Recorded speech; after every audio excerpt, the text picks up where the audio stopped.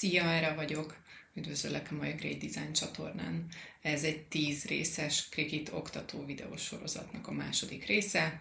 Ha lemaradtál esetleg az elsőről, akkor kattints a linkre, ott megnéztük, hogy milyen gépek vannak, fel is telepítettük a Design Space programot, és be is regisztráltuk magunkat. Most pedig állítsuk be a gépet, és csináljuk meg az első vágásunkat. Kezdjünk is hozzá! Az előző alkalommal ott hagytuk abba, hogy elindítottuk a Design Space programot, és most állítsuk be a gépünket. Alapesetben ez egy angol nyelvű program, de szerencsére magyarra is át lehet állítani a nyelvet. Kezdjünk ezzel. Jobb oldalt fölül találod meg a fiókodhoz tartozó információkat, itt a Settingsre, a beállításokra kattints. Az első, General általános fülön található a nyelv, ami alapesetben Englishre, vagyis angolra van állítva, a legördülő menüből választ ki a magyart. Majd okézd le.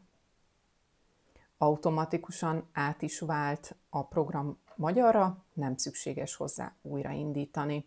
És ahhoz, hogy beállítsuk a gépünket, ismét menjünk vissza a beállításokhoz.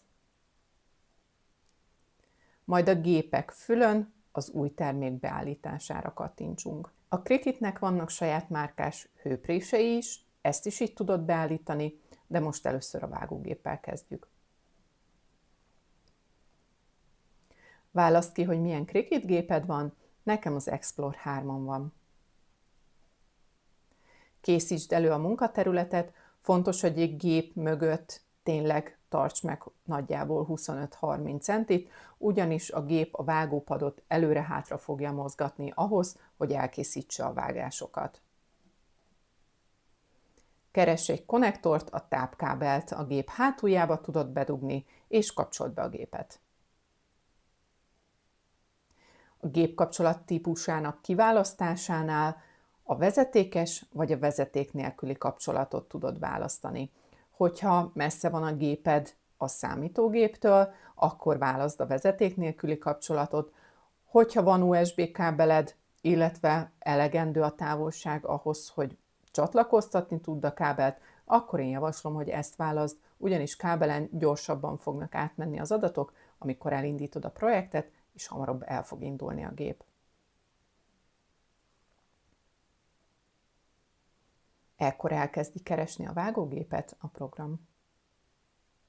Miután megtalálta, csatlakoztatta is a programhoz, tehát most már el is kezdhetjük az első projektünket.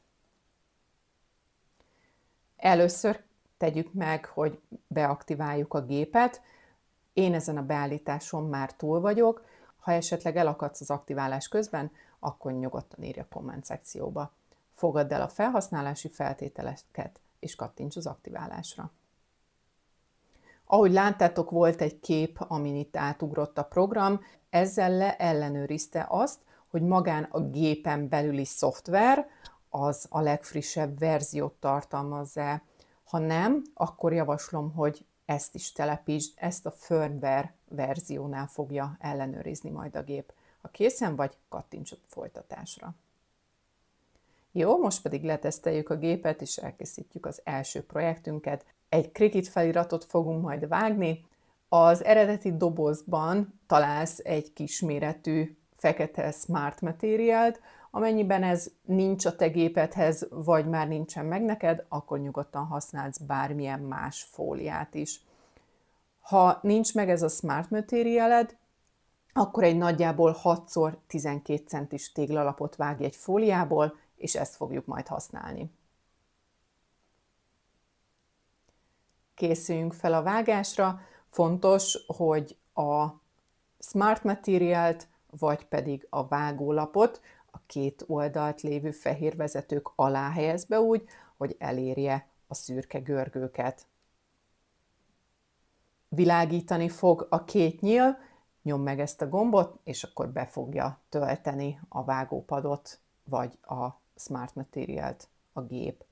Ha nincs a gépeden ilyen gomb, vagy nincsenek egyáltalán gombok, akkor kövesd a Design Space-nek az utasításait, mert valószínűleg akkor ott kell majd kattintanod ahhoz, hogy behúzza a gép a fóliát, és el tud indítani a vágást. Háromféle vágópad létezik.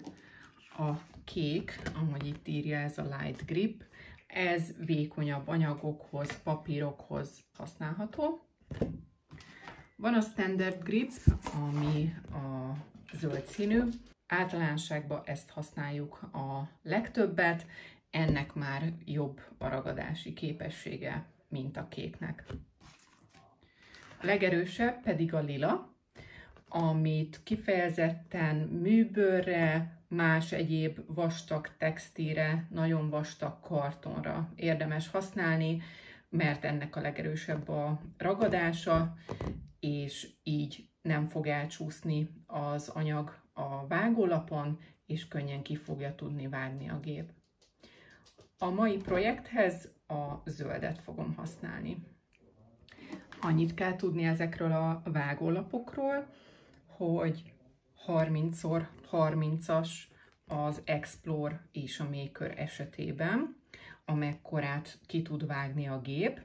Az egyik oldalon centikbe van a mértékegység, a túloldalt pedig inchben. A centis oldalt használva ehhez a projekthez vágjunk ki egy 5x12 centis fóliát.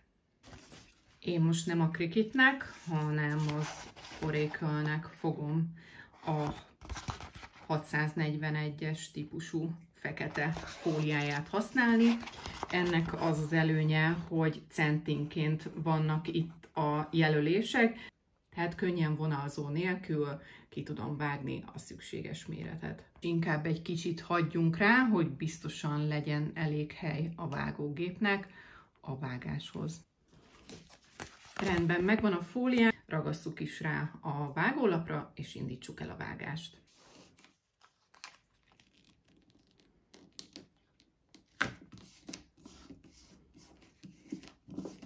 Fontos, hogy jól rátapadjon a fólia a vágópadra. Most pedig akkor menjünk a géphez. Helyezzük a vágópadot a két görgőhöz, és figyeljünk arra, hogy itt a vezető alá kerüljön mind a két oldalt.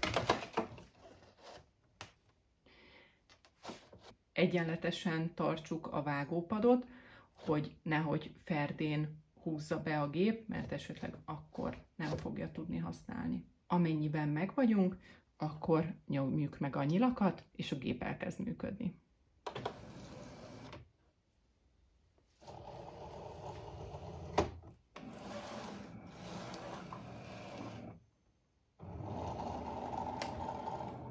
Miután a gép elkészült a vágópad és méretének beolvasásával, elkezd villogni ez a háromszög, ami egy play gombra hasonlít, ekkor nyomjuk meg, és ugyanúgy, hogyha esetleg a gépeden nincsenek gombok, akkor a Design Space program fogja megmutatni, hogy hogyan tudsz tovább lépni.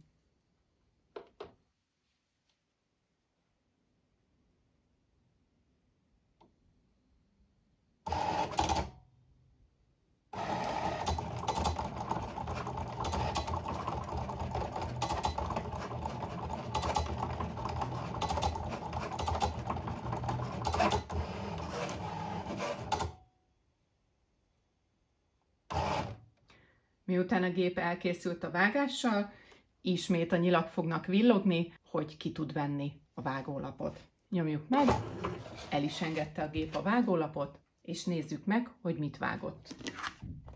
Vegyük le a fóliát a vágópadról.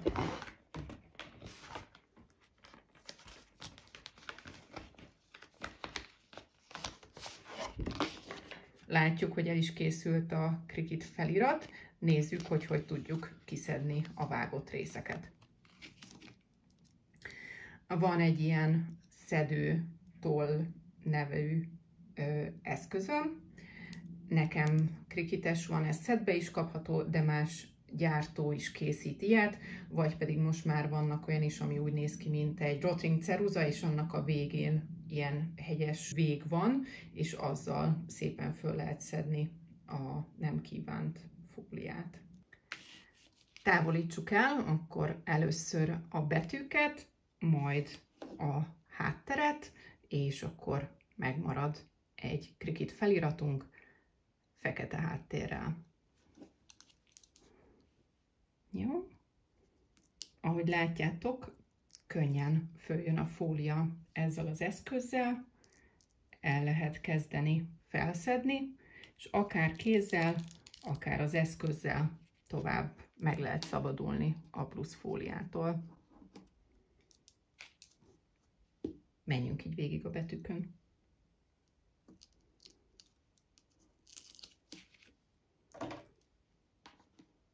Oké, és most távolítsuk el a vágás körüli területet.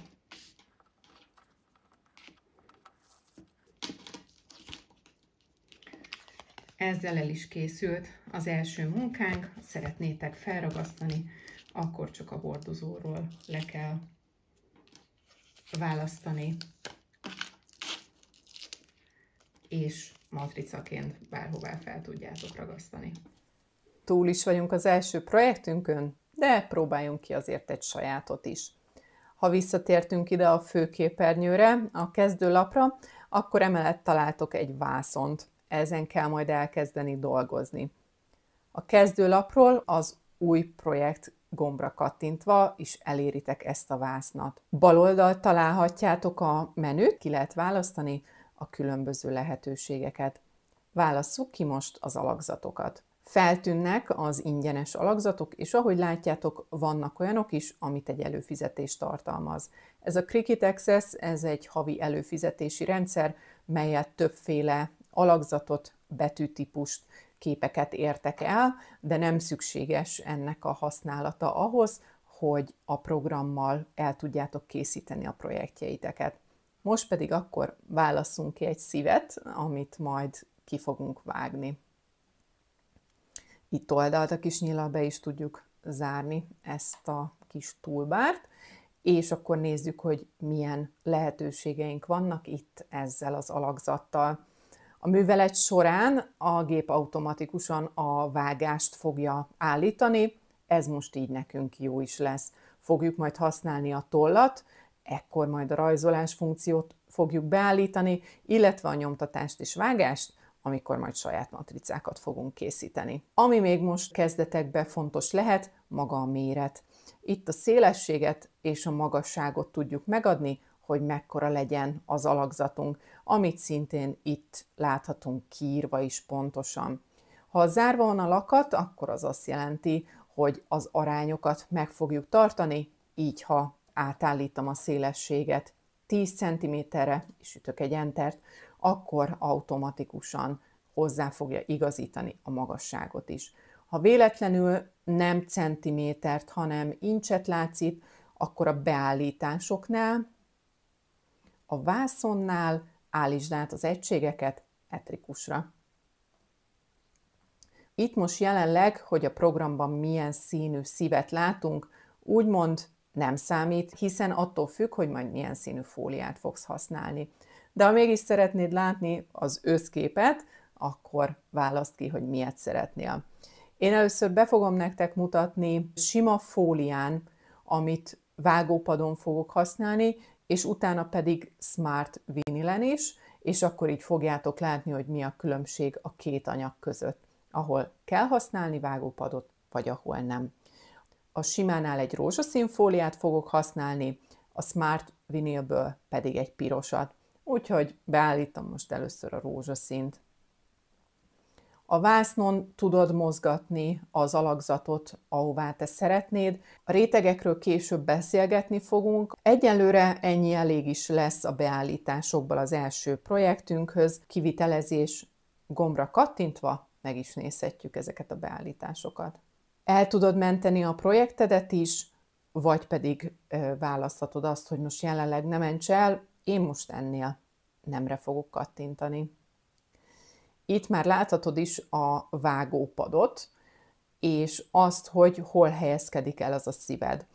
Tegyük föl, hogy én most többet szeretnék ebből megjeleníteni. Vagy a vásznon, vagy pedig itt a projektmásolatoknál kiválasztom a 3-at, és már meg is jelentek a szívek. Viszont én úgy gondolom, hogy ez túl sok fóliát fog nekem elhasználni, és esetleg egymás mellett is elférnének a szívek, hogyha egy kicsit másképp lennének elrendezve. Szerencsére erre van lehetőség, ugyanis itt az alakzatot el lehet forgatni.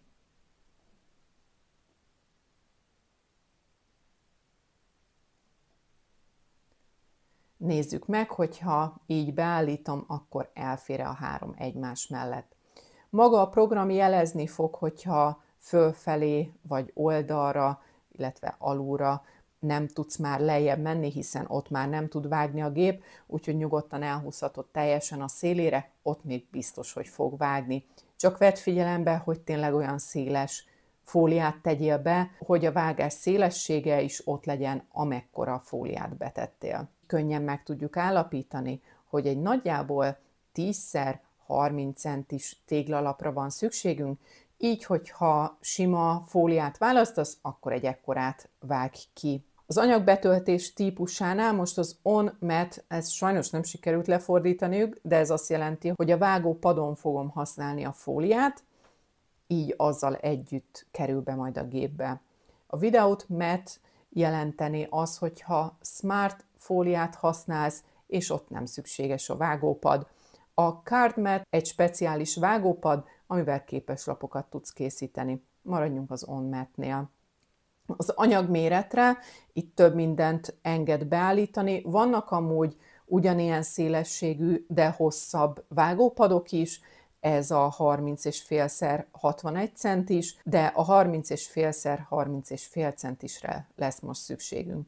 A tükrözést fogjuk majd használni, ha vasalható fóliával fogunk foglalkozni, megkeressük a gépünket. Be kell állítanunk, hogy milyen anyagot használunk. Vannak könnyelzővel ellátott alapanyagok, illetve vannak a népszerűek, amik a legtöbbször használatosak. Ahhoz, hogy egy egyszerű fóliát állítsunk be, bemegyek a böngészőbe, és megnézem, hogy milyen fóliák közül tudok választani.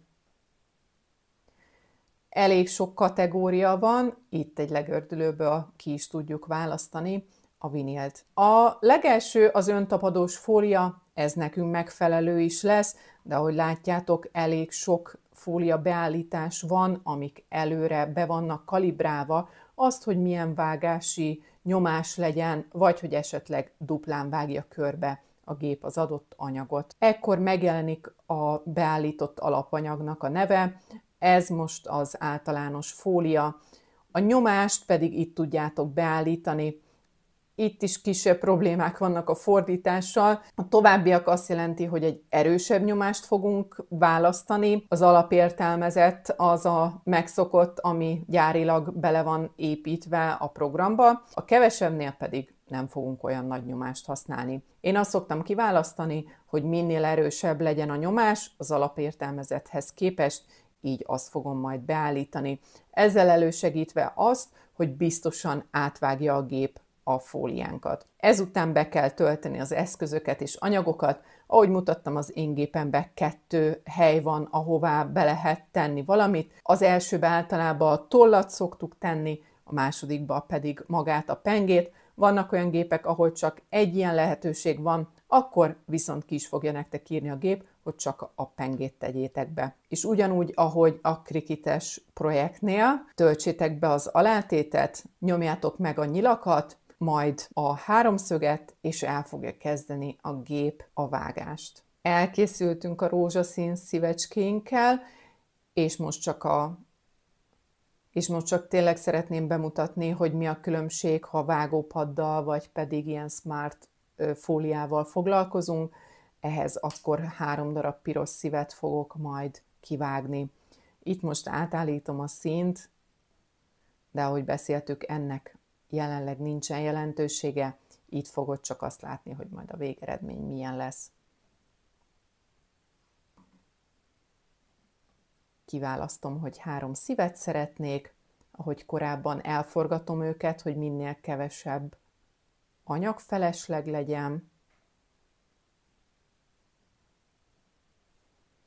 Látom azt, hogy nagyjából 10 centi magas lesz az a fólia mennyiség, amit el fog majd használni a gép, de a Smart fóliánál az a legjobb, hogy nem kell ezt külön lemérni, hanem automatikusan a gép. A beállítások változatlanul maradnak, nem.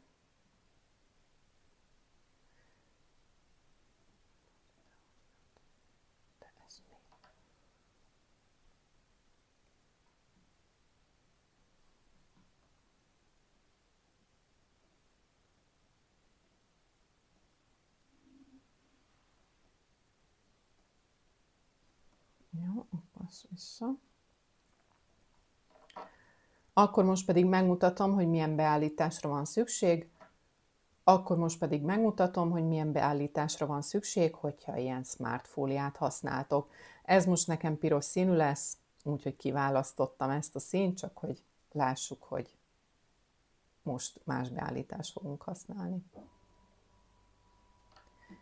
Az anyagbetöltés típusánál állítsuk át arra, hogy nem szeretnénk vágópadot használni, ez a Without Mat. Itt láthatjuk, hogy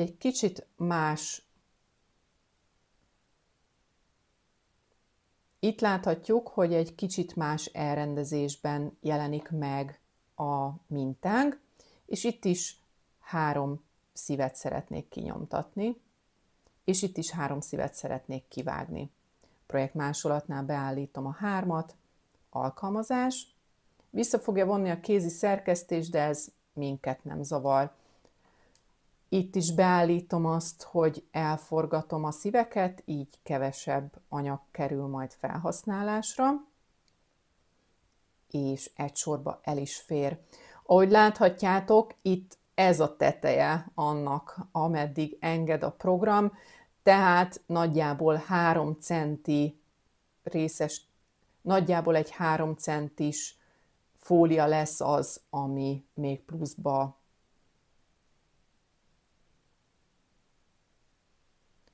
úgyhogy nagyjából egy 3 centis sáv lesz, ami majd felesleges lesz, amennyivel többet majd fog a gép használni. Így ez kevésbé takarékos. De megvan az előnye, hogy nem kell a vágólappal. hogy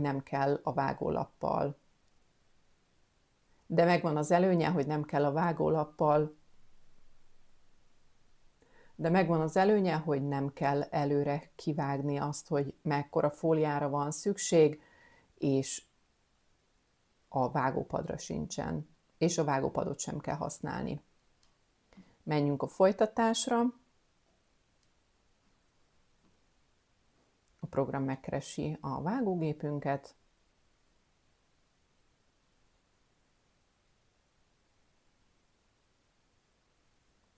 Itt be kell állítanunk az alapanyagot, amiatt, hogy már az előző oldalon beállítottuk, hogy vágópad nélkül szeretnénk elkészíteni a vágást, már is rögtön beállítja nekünk az, hogy Smart Vinyl, és most itt a tartós az nekem megfelelő is, de amúgy kifejezetten csak ezeket a Smart jelzővel jelzett, kifejezetten csak ezeket a Smart fóliákat fogja nekünk engedni a program, hogy beállítsuk.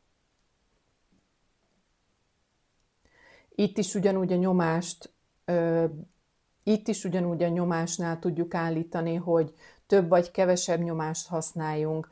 Én itt is beállítom a többet, de elméletileg az alapértelmezettel is át fogja vágni rendesen a fóliát a gép.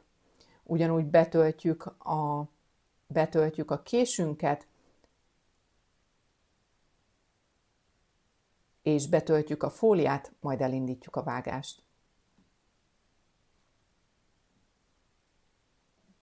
Továbbra is figyeljünk arra, hogy a 2 jelölő alá tegyük be a vágólapunkat, és nyomjuk meg a nyílgombot ahhoz, hogy a gép behúzza.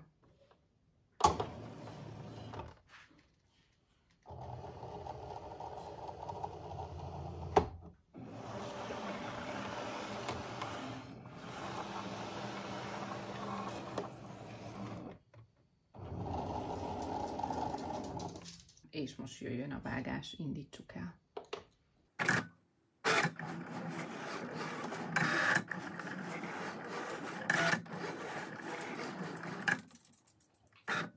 Vegyük le a fóliát a vágólapról.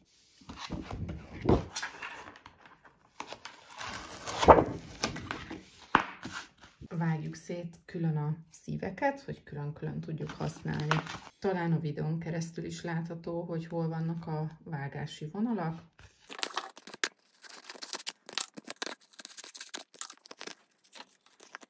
És a szedővel távolítsuk el a hátteret.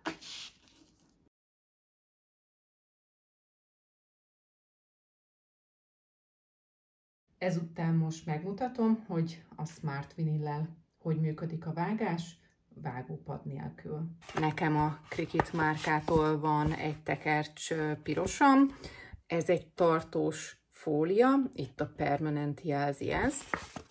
Még van egy kis darab a feketéből is, ez egy könnyebben eltávolítható removable fólia.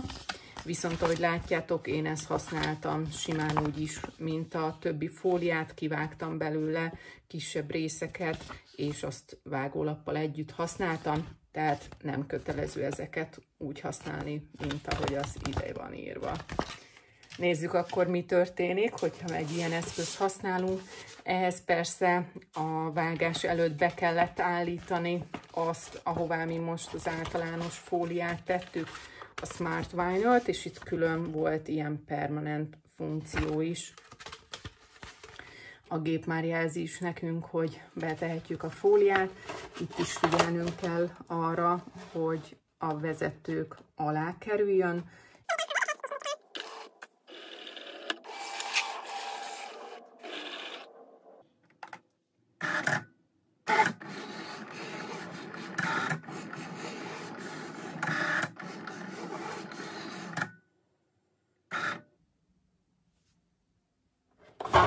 Ahogy látjátok, el is készült a vágás, és talán a videón is látszik, hogy itt azért jó néhány centi maradt, ami úgymond hulladékként keletkezik. Én ezért nem mindig szeretem használni vágópad nélkül a gépet, mert számomra ez túl sok ahhoz, hogy kidobjam. Viszont ez tény is való, hogy megvan az előnye azzal, hogy nem kell külön vagdosni a méretet, csak ezt betesszük, és már indulhat is. Remélem, hogy élveztétek ezt a videót, és sikerült az első projekteteket megcsinálni. Ha esetleg valami gondotok akadt, akkor írjatok nyugodtan a komment szekcióba. A következő héten fűszertartókra fogunk feliratot készíteni. Remélem már várjátok. Hamarosan érkezek az újabb videóval. Sziasztok!